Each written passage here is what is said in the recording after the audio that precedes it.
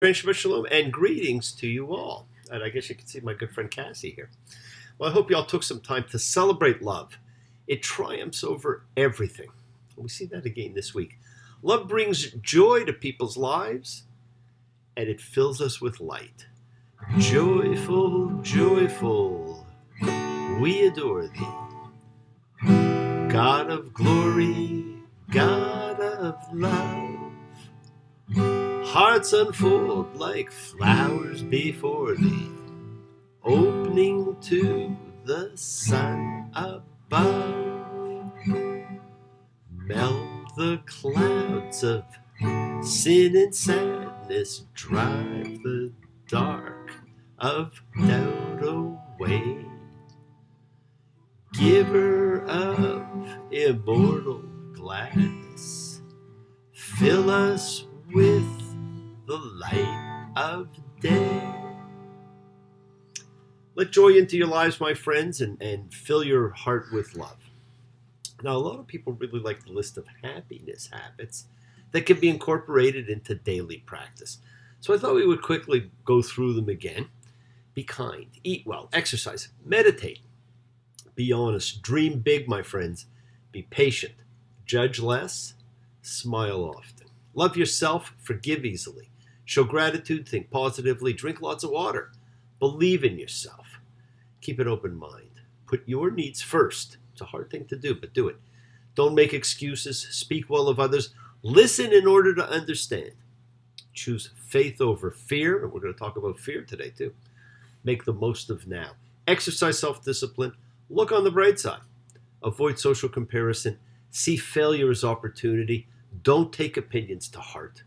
Select friends that lift you up. Let go of what can't be changed. And have a healthy sleeping pattern. Now, start by doing one or two of them. And if you're brave, do them all. Some of them, when you say them, you're going to say, ooh, that's tough. None of them are really that tough. You can do them. I know you can all do them all. I also had a lot of comments from people about some of the differences in the listing of the Ten Commandments. The most famous difference between the wording at Sinai and the way that Moses quotes them, in last week's Parsha, is the first word of the Sabbath commandment. At Sinai, God says, remember the Sabbath. But Moses now says, observe the Sabbath. Now, both of these, remember and observe, actually unites our thoughts and actions. We must remember, but we must also do. And it was further noted that the reason is different. At Sinai, it's because for 6 days the Lord made the skies and the earth, the sea and everything that is in them, and he rested on the seventh day. Because of this, God blessed the Sabbath day and made it holy. But here, it's, so you shall remember that you were a slave in the land of Egypt, and the Lord your God brought you out from there with a strong hand and an outstretched arm. Now, this is acting like a unification of the cosmic and historic. When God states the commandment, God identifies the Sabbath with the creation of the universe and the sanctification of time. But when a human, Moses, states the commandment, he identifies the Sabbath with history, with a divine action in human affairs. Hey, good for all of you who wrote.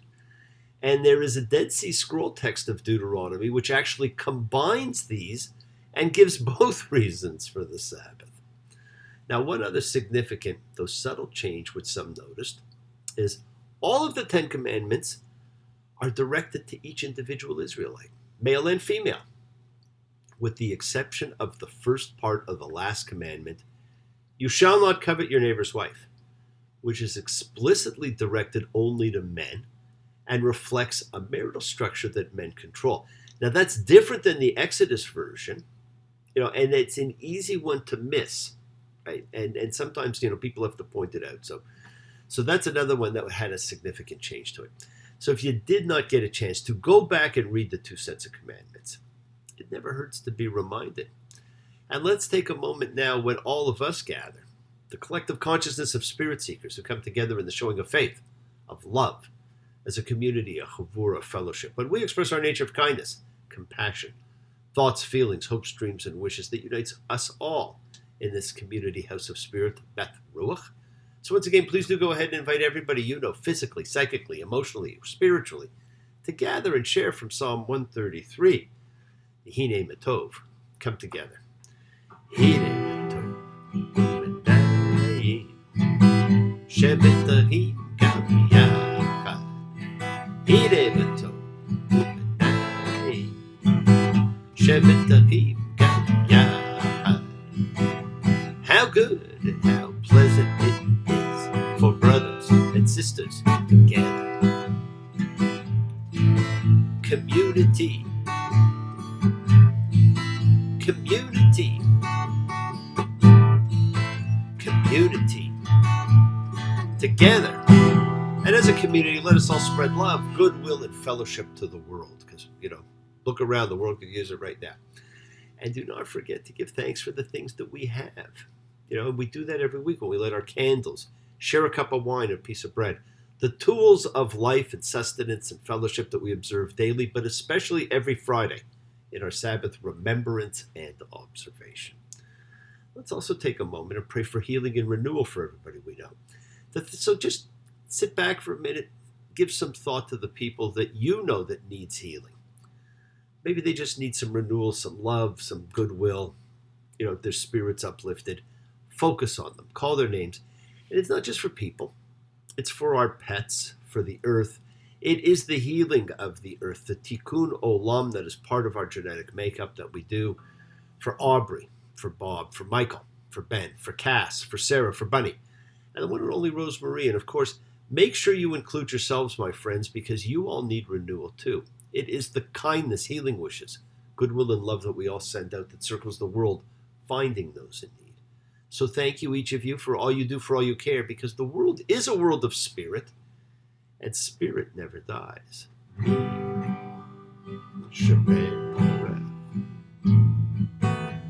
Avotenu, Bokor HaBracha, Imotenu, may the source of strength who bless the ones before us help us find the courage, make our lives a blessing, the renewal of body, the renewal of spirit, and let us say Amen. Yishaberach, let us all have our spirits renewed the world over.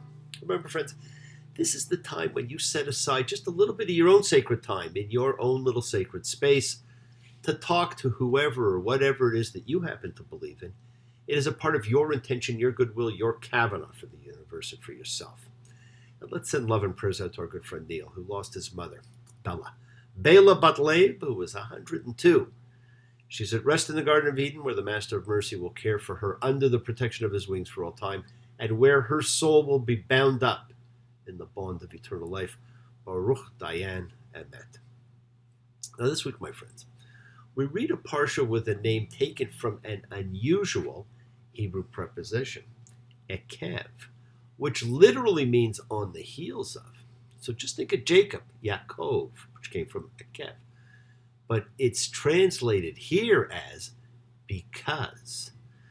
Because the world is round, it turns me on. Because the world is round. Because the wind is high, it blows my mind. Because the wind is high. You see, because is one of those words, it's not good on its own. It needs a completion. Because by itself, it's not sufficient. The Beatles got it. They told us that because the world is round, it turns them on. Think of how you talk to the ones you love. When you say because, is it just because?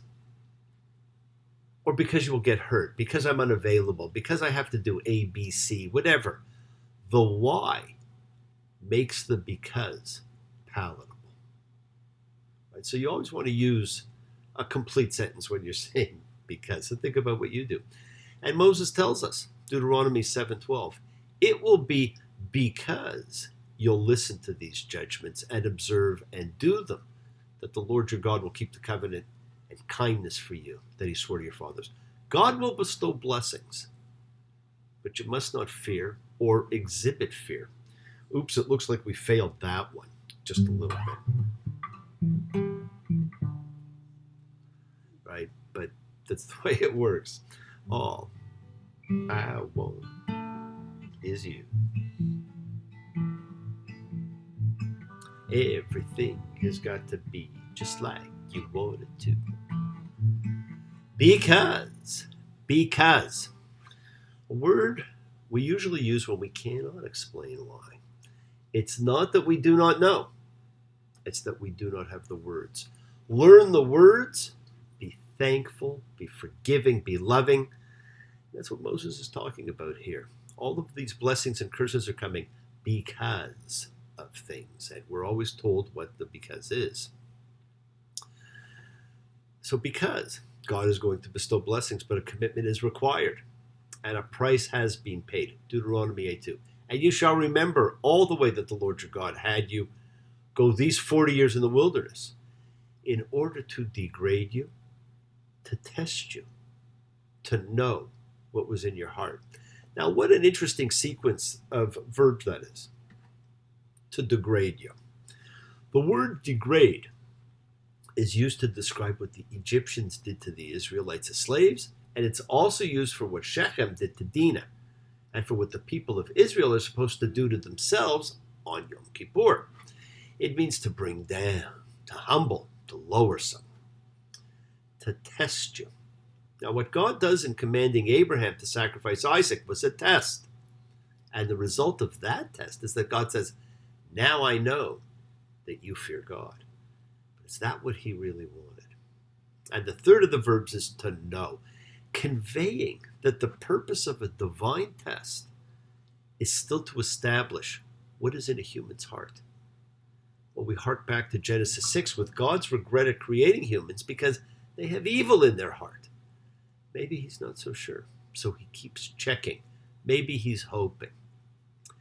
And then we get an invitation to liturgy, a key invitation, Deuteronomy 8:10.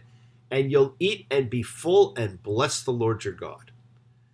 And it's this little sentence that gave rise to the Jewish practice of saying grace after meals, the Birkat Hamazon, our prayers of thanks. And we do that every week, my friends, every time, we do it every Sabbath. We can do it every evening. And the Qumran scrolls reveal that this idea of giving thanks goes back at least as late as the Second Temple period. But there's also a warning here in the very same verse. Watch yourself, lest you forget the Lord your God and not keep his commands and his laws and his statutes that I charge you today. And your heart becomes haughty, and you forget the Lord your God who brings you out of the land of Egypt from the house of slaves. Now that ever-present warning against the ego, against being haughty. And, we still have to worry about that. There's so many holidays devoted to it. And maybe this next instruction is there to help us deal with all these things and to make it all flow together. Deuteronomy 10:16. So you shall circumcise the foreskin of your heart. Now, this is an interesting concept that occurs in two books of the Torah. Here in Deuteronomy, and we saw it very briefly in Leviticus. Both of those, of course, are added books.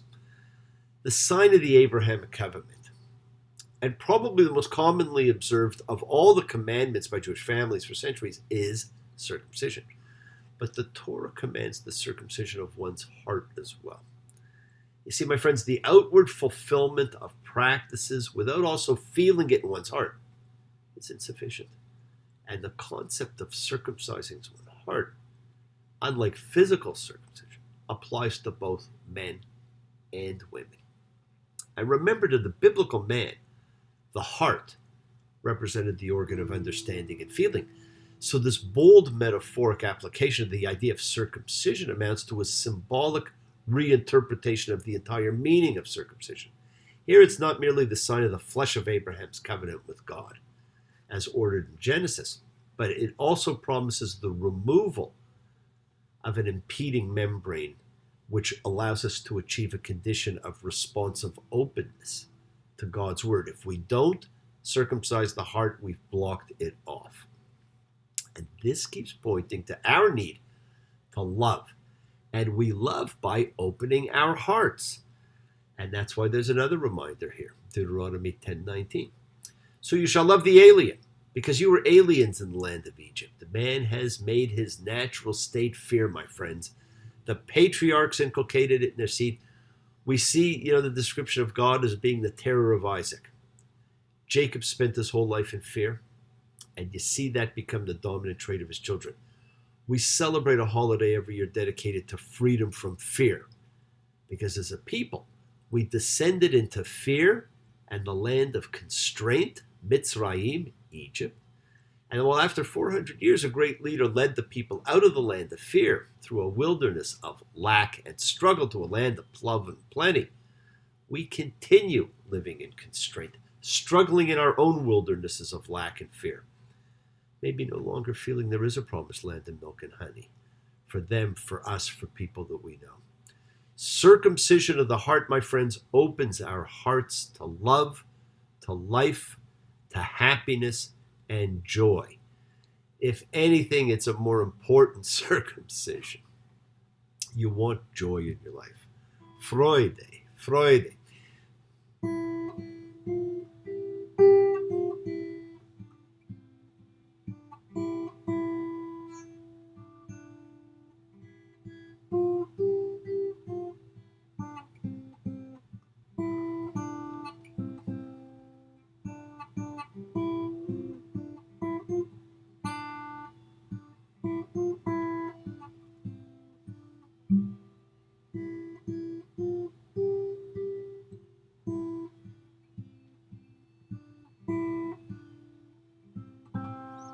Now that's an inspirational tune that brings joy to anybody who hears it.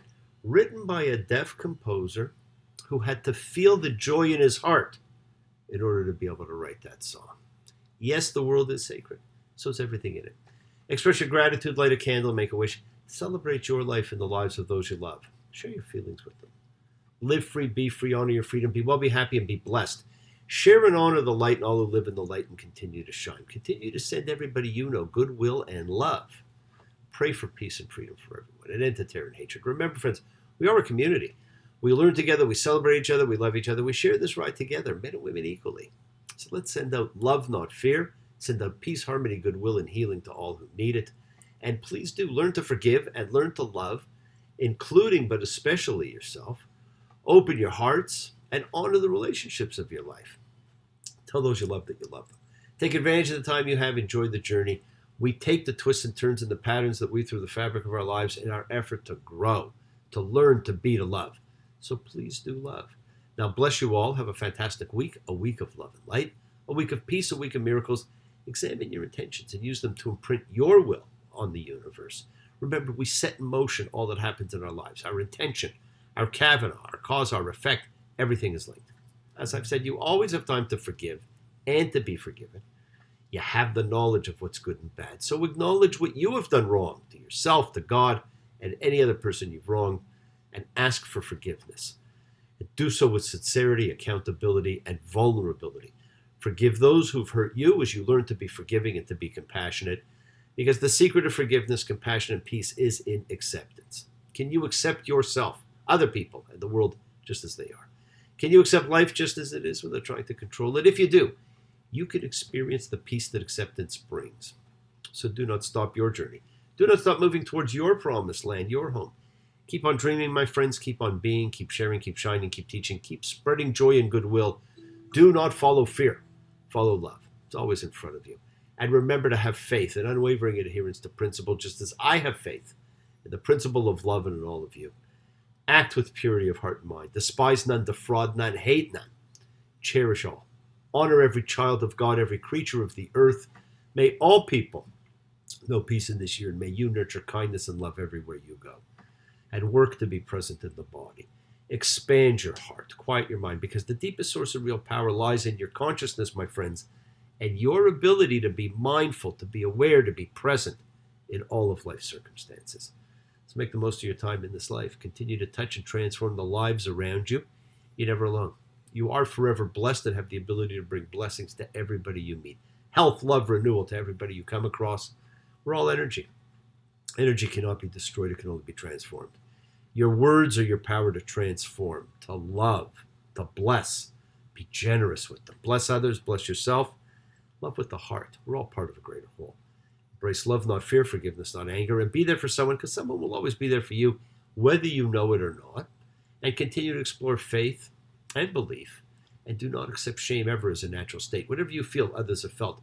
Whatever you've experienced, others have too. We share together, we learn together, we help each other. We are each of us trying to find love and acceptance and support in life. We all have or could have that special someone in our lives, so find them. Tell them what they mean. Open your heart to them, and remember, you're never alone on your journey to your promised land. And watch your words. They hurt you, they heal you, they imprison you, and they free you. Open your hearts, my friends, and feel the joy. Mortals, join the happy chorus, which the morning stars began. Father love is reigning o'er us. Brother love binds man to man. Ever singing, march we onward, victors in the midst of strife. Joyful music leads us onward in the triumph song of life. So take the time to open up to love, my friends. Fault finding and thinking you're always right will block your ability to feel and express love, as will willfulness and hard-heartedness. Being aware of this when your buttons are pushed will help you to let go and open up. Think of the words of the prophet Micah. He has told you, man, what is good and what the Lord requires of you, only to do justice and love of kindness and walking humbly with your God. Be happy, be healthy, be helpful, be kind and be loving, and print your will on the blank canvas of life, my friends, and keep celebrating being free to be you. Have a great week. Shabbat shalom and blessings to you all. Take care.